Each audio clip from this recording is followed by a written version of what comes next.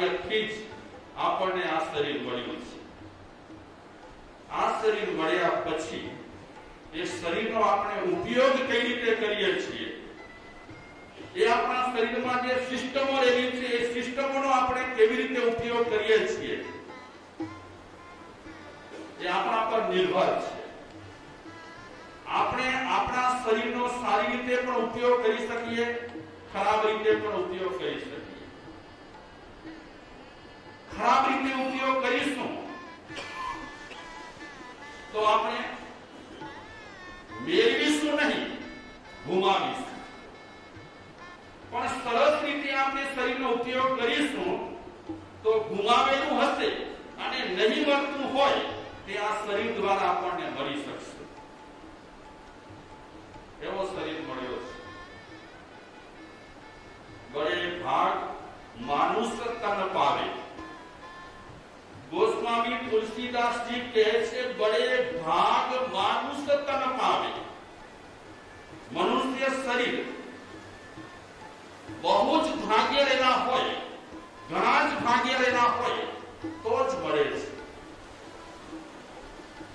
મેં આ મનુષ્ય શરીર વિશે આટલું શા માટે કીધું? આટલું કહેવાનું કારણ એ કે શરીરમાં તો આપણને સિસ્ટમો મળી,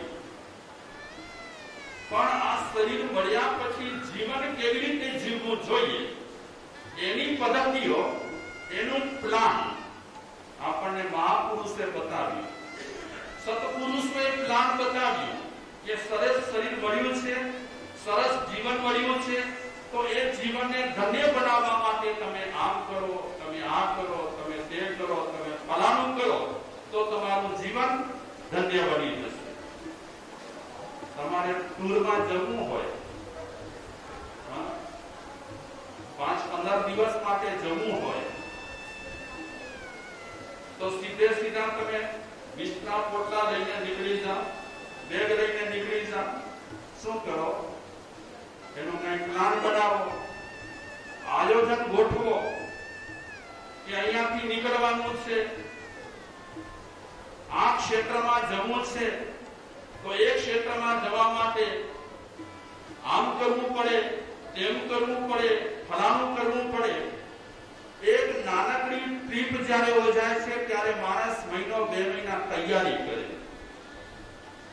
તૈયારી વિના કદાચ ટ્રીપમાં નીકળી જાય તો ગૂંચવણો પેદા થાય। તો આપણને આ મનુષ્ય શરીર મળ્યો છે,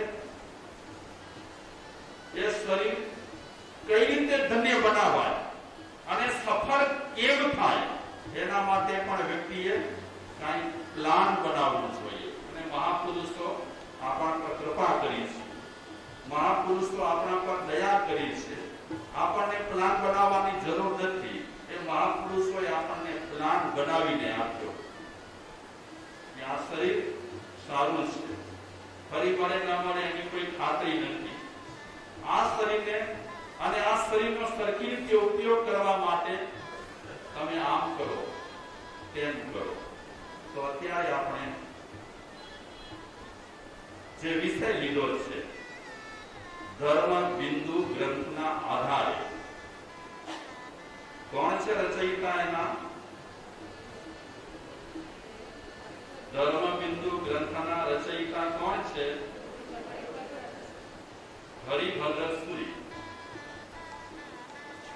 જે ધર્મ ગ્રંથમાં વિષય આપવામાં આવ્યો છે એ જ વિષય યોગ શાસ્ત્રમાં કળિકાલ સર્વજ્ઞ હેમચંદ્ર આચાર્ય જે રચ્યો છે યોગ શાસ્ત્ર, એમાં પણ એ વિષય આપવામાં આવ્યો છે।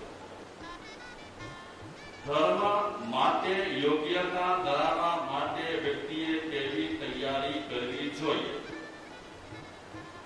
ધર્મ સન્મુખ જવા માટે વ્યક્તિએ કઈ રીતે જીવવું જોઈએ એની પદ્ધતિ, એની એક રીત ધર્મ બિંદુ ગ્રંથમાં આપી છે। અને આપણે પહેલા પોઈન્ટ પર હવે ચર્ચા કરીશું। મુદ્દો કહો, માર્ગાનુસારીના ગુણો કહો, એ કે માર્ગાનુસારીના જે 35 મુદ્દા આવશે, ગુણો આવશે, એમાં પહેલા મુદ્દાની થોડીક ગઈકાલે ચર્ચા કરી હતી. માર્ગાનુસારીના પહેલા બોલમાં મહારાષ્ટ્રીય જે ચર્ચા કરી એમાં સૂત્ર આપ્યું, ન્યાયો પાતમ વિવિક્તમ ઉભય લોકે હિતાયતિ.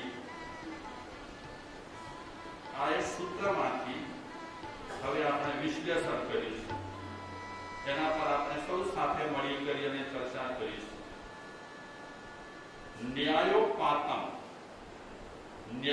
પાતમ વિવિક્તમ ઉભય લોકે હિતાય ઇતિ.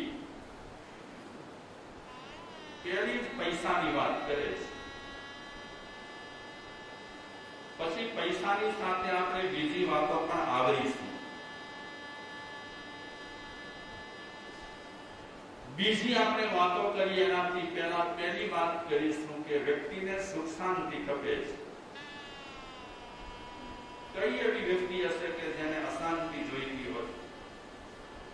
કોઈ પણ વ્યક્તિ હશે, પૈસાદાર માણસ હશે, સામાન્ય માણસ હશે, ગરીબ માણસ હશે, સાવ કંગાળ માણસ હશે, અરે ભિખારી હશે, દરેક વ્યક્તિને શાંતિ જોઈએ છે. તો શાંતિ પ્રાપ્ત કરવા માટે ગૃહસ્થને ધન કમાવા માટે એ ધનાર્જન કઈ રીતે કરવું જોઈએ એની પહેલી વાત કરે છે. પૈસા વગર તો ગૃહસ્થ જીવન ચાલે તેમ નથી. આપણું એક ગીત હતું ને, લાકડીનું ગીત, તમને યાદ હોય તો, જીતે લકણિયા મરતે લકણિયા દેખ તમાશા લકડી કા. મને વિચાર એ આવ્યા કે ઠીક છે, આ લાકડી માટે જે વાત કરી છે થોડો ફેરફાર કરીને આપણને કહેવું પડશે. જીતે પૈસા મરતે પૈસા દેખ તમાશા પૈસે કા. પછી જે લાકડી માટે કીધું છે તે પૈસા માટે કહી શકાય. લાકડી ખરીદવી હોય કે લાકડા ખરીદવા હોય તો પૈસા વગર તો ખરીદાય નહીં.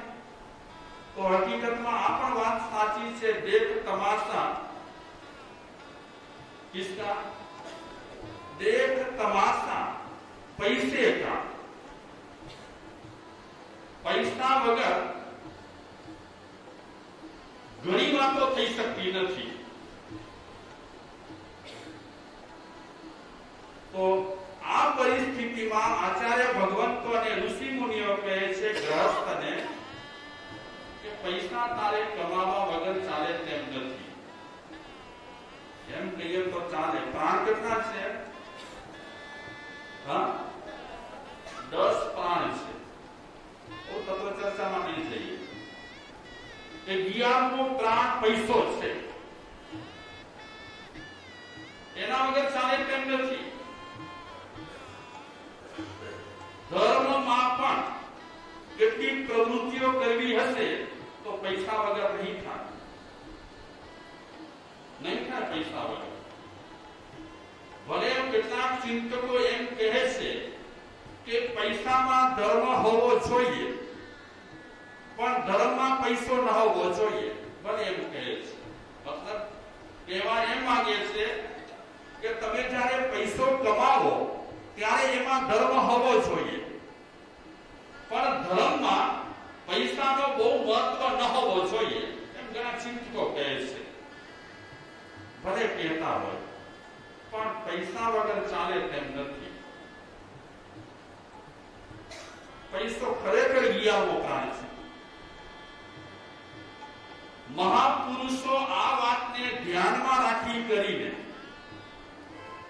ગૃહસ્થ માટે એમને સૂત્ર આપ્યું કે પૈસા કમાયા વગર તારી જિંદગી ચાલે તેમ નથી. પણ પૈસો એવી રીતે કમાવ, ધનાર્જન એવી રીતે તું કર, બિઝનેસ તું એવી રીતે કર કે એમાં ક્યાંય પણ અનીતિ ન થાય. આપણે દાખલા આપીશું પછી. તો આચાર્ય ભગવંતો પણ કહે છે કે પૈસો કમાતી વખતે વ્યક્તિએ એક વાત ધ્યાનમાં રાખવા જેવી છે, નીતિ, પ્રમાણિકતા, ન્યાય. અગર માણસ પ્રમાણિકતાને સાઈડમાં રાખી કરી અને પૈસો કમાશે, પૈસો મળી જશે, એના પુણ્ય હશે, તો પણ સુખ શાંતિ જોઈતી હશે તો સુખ શાંતિ નહીં મળે. આપણે વર્તમાન સમયના દાખલા દઈશું કે અત્યારે માણસો પાસે પૈસો હોવા છતાં પણ અશાંત કેમ છે, મૂંઝાયેલા કેમ છે, ઘરમાં ગડબડો કેમ છે? આમાં એક કારણ તો પૈસાનું છે જ. પૈસો જો ખરાબ આવી જાય ઘરમાં તો ઉત્પાત મચાવે.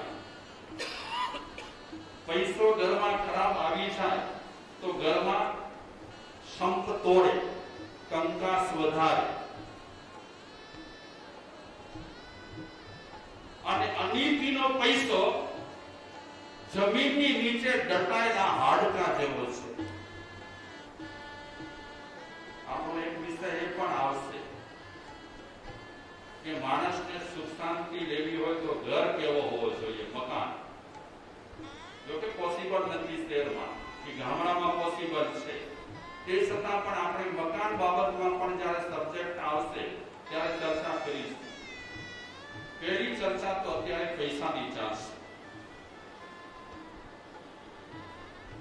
આપણા ઘર, આપણું જ્યાં ઘર હોય એ ઘરનો તમને ખ્યાલ હશે તો ભૂમિપૂજન થાય, શુદ્ધિકરણ થાય. આ શુદ્ધિકરણની પદ્ધતિ એટલા માટે હતી કે નીચે કાંઈ પણ હાડકા બાડકા દટાયેલા હોય તો એને પહેલા એકદમ શુદ્ધિ કરે, ભૂમિની શુદ્ધિ કરે, પછી ઘરનું નિર્માણ કરે. પણ ક્યારેક ક્યારેક એવે ઠેકાણે મકાનો બંધાતા હોય કે એ જમીન કેટલાક વર્ષો પહેલા એ જમીનનો ઉપયોગ સ્મશાન તરીકે થતો હોય, યા તો મરદાઓને દાટેલા હોય યા તો ડેડ બોડીને સળગાવેલી હોય. આવી જમીનોમાં ઘણી વખત મકાનના નિર્માણ થાય તો અશાંતિ પણ પેદા થતી હોય છે. ઠીક છે, ચર્ચા આપણે પછી કરીશું. પૈસો જેટલો શુદ્ધ હશે એટલું વ્યક્તિનું જીવન નિર્મળ હશે, અને જેટલો પૈસો અશુદ્ધ હશે એટલું જીવન ખરાબ હશે. હું પહેલા સીધી સત્ય ઘટનાની વાત લઈશ. ઘણા લોકો આજે કહે છે કે આ કાળમાં પૈસા કમાવા માટે પ્રમાણિકતા રાખવી એ પોસિબલ નથી. વાત ખોટી છે, બિલકુલ. માણસ બચાવ ખાતર આ વાત કરે છે કે આ જમાનામાં હવે નીતિથી ધન કમાઈ શકાય તેમ નથી. આ માણસ ફક્ત બચાવ ખાતર વાત કરે છે. હું હાલની કેટલી ઘટનાઓ કહીશ, બની રહેલી કેટલી ઘટનાઓ કહીશ કે આજે એવા લોકો રહેલા છે કે નીતિયુક્ત ધંધો કરે છે, બિલકુલ ખોટું સાચું નથી કરતા ધંધામાં. તે છતાં પણ એમને આજના કાળમાં જરા પણ મુશ્કેલી નડતી નથી. તો સર્વપ્રથમ સત્ય ઘટનાથી આપણે વાતને વિશેષ સમજવા માટે પ્રયાસ કરીએ. વાત એવી છે કે મહુવા ગામની પાસે, આપ સૌને ખ્યાલ હશે ગુજરાતમાં મહુવા ગામ છે, એની પાસે એક સથવા નામનું ગામ, નાનકડું ગામ. બહુ સંવેદનશીલ ઘટના છે. વાંચીએ કે સાંભળીએ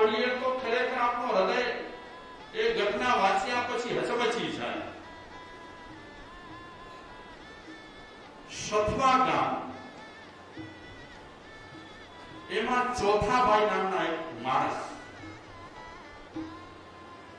નામ ચોથાભાઈ, 1 2 3 ને 4, શું નામ ચોથાભાઈ?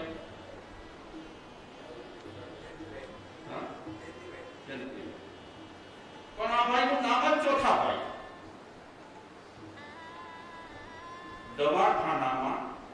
દવાખાનાથી બહાર એક લાકડા જેવું શરીર ધરાવતા પોતાના છોકરાને લઈ અને ઉભા રહ્યા છે દવાખાના બહાર. હું ડોક્ટરનું નામ પણ દઈશ.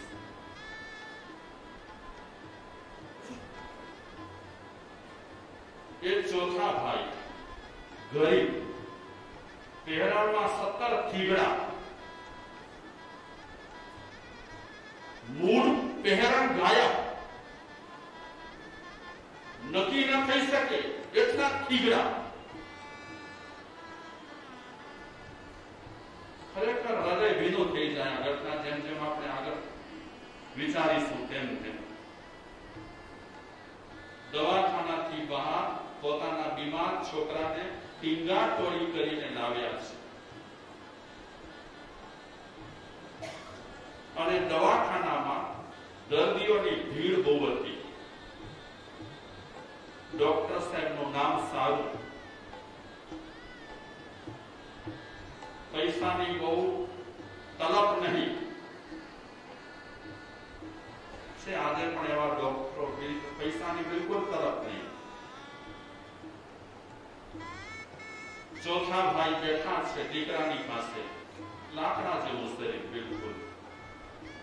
શું વિચારે છે કે ડોક્ટર સાહેબ ભલે બધાને તપાસે, બિચારા બધા દર્દીઓને એક જ ઈચ્છા રહેલી હોય કે જલ્દી જલ્દી અમને તપાસી લે. જો માણસમાં કેટલી માનવતા હોય છે. ગરીબ છે, સાહુકાર છે, એની સાથે લેવા દેવા નથી, પણ માનવતા જુઓ. એ ચોથાભાઈ જરા ઉતાવળ નથી કરતા, લાગવગ લગાડવાની કોશિશ નથી કરતા. ઘણી વખત અમને પણ હોસ્પિટલમાં લઈ જાય ને લોકો ચેકઅપ માટે કે ટ્રીટમેન્ટ માટે, અમને સંકોચ થાય. ઘણી વખત તમે તમારું વગ વાપરી કરી અને આગળ લઈ લો, પણ અંદરથી ખચખચ થાય કે બિચારા બીજા પણ દર્દીઓ છે. ડોક્ટર સાહેબ શર્મા શર્મીથી કે પરિચયથી આગળ લઈ લે, પણ હકીકતમાં એ વ્યવસ્થિત વાત ન કહેવાય.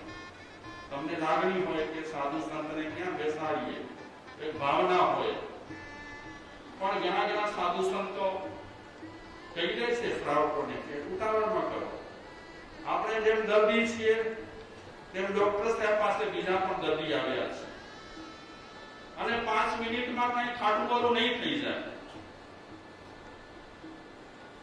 આવી પ્રમાણિકતાની તમને એકદમ આબેહૂબ બધી વાતો જાણવી અને જોવી હોય તો કેટરબારના ગુરુદેવને જોઈ લેવું. પ્રમાણિકતાનો એક જ્વલંત ઉદાહરણ.